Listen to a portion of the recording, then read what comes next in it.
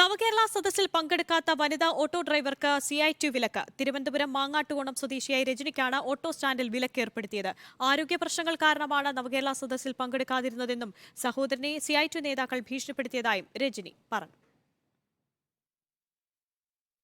കഴക്കൂട്ടത്ത് നടന്ന നവകേരള സദസ്സിൽ പങ്കെടുക്കാത്തതിന് ഓട്ടോ തൊഴിലാളിയെ ഭീഷണിപ്പെടുത്തി CPM CIT പ്രവർത്തകർ. ഓട്ടോറിക്ഷ തൊഴിലാളിയായ കാട്ടായിക്കോണം മാങ്ങാട്ടുകോണം സ്വദേശിനിയായ രജനിയെയാണ് ഭീഷണിപ്പെടുത്തിയത്.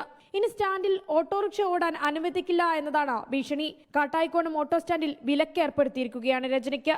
ഇന്ന് രാവിലെ പതിവ് പോലെ ഓട്ടോ ഓടാൻ സ്റ്റാൻഡിൽ എത്തിയതായിരുന്നു രജനി. പിന്നീട് സംഭവിച്ചത് ഇങ്ങനെ.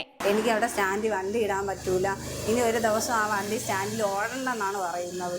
അപ്പോൾ കമ്മിറ്റി വിളിച്ചു കൂട്ടി അവർ പിന്നീട് ചർച്ച ചെയ്ത് നിർത്താമെന്ന് പറയുന്നു. പക്ഷേ എന്നാണെന്ന് ചോദിച്ചപ്പോൾ അവർ പറയുന്നു അത് ഞങ്ങൾ ബോധിക്കുമ്പോൾ മാത്രമേ ആ അവിടെ വരാൻ പറ്റുള്ളൂ എന്ന് പറയുന്നു. CIT കൺവീനർ ഉൾപ്പെടെയുള്ളവരാണ് രജനിയെ തടഞ്ഞത്.